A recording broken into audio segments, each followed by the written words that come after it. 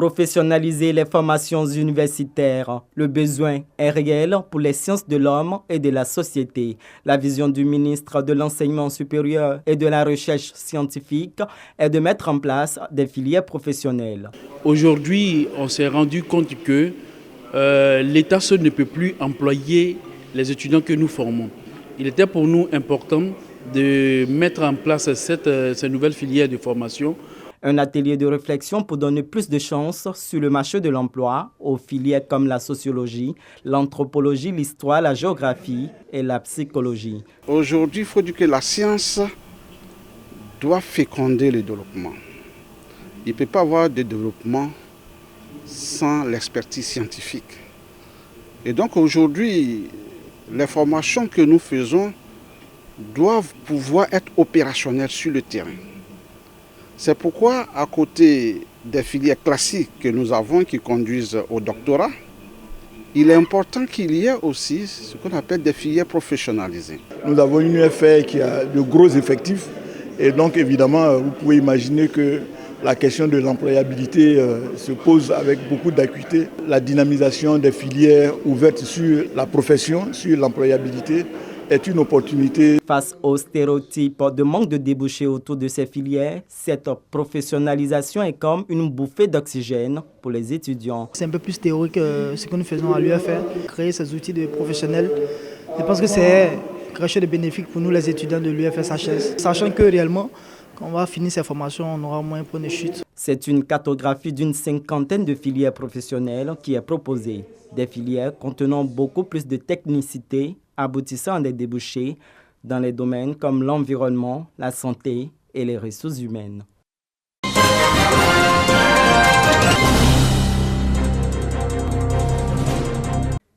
China Trade Days Côte d'Ivoire est une foire commerciale qui permet aux Chinois et Ivoiriens d'exposer les produits électroniques et vivriers. Les produits made in Côte d'Ivoire sont susceptibles d'accéder au marché chinois, une initiative du média Sino-Afrique et de la Chambre de commerce européenne et américaine de Chine. Pour nous, en tant que promoteurs, il était question d'inverser un tout petit peu les choses et permettre à nos produits made in Côte d'Ivoire, nos matières premiers produits finis, produits semi-finis, de pouvoir également pénétrer le marché chinois. La foire commerciale sino-ivoirienne, une belle occasion selon la représentante de l'ambassade de la Chine de nouer des partenariats. Consolider les relations diplomatiques entre nos deux pays.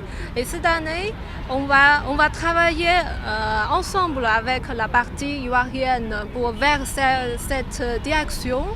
Et pour faire nos efforts de travailler, on va essayer de faire que les relations diplomatiques entre nos deux pays à un nouveau niveau. L'île Maurice, pays invité de cette édition, veut contribuer au développement de la Côte d'Ivoire. L'île Maurice est un plaque tournante pour l'Afrique, parce qu'on est un hub pour l'Afrique dans le centre financier. Nous ne sommes venus que pour les finances. Plus de 150 exposants participent à cette foire.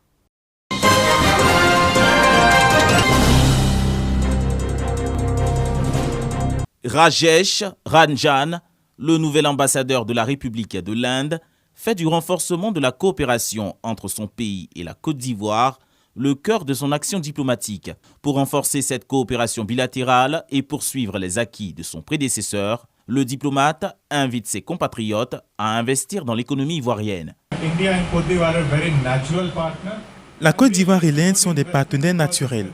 Les deux pays se ressemblent sur plusieurs points et ceci favorise les investissements en boostant les relations entre les deux parties. Cet ouvrage va impacter positivement la vie des populations locales à travers les emplois créés et consolider la position de la Côte d'Ivoire comme hub logistique de la sous-région.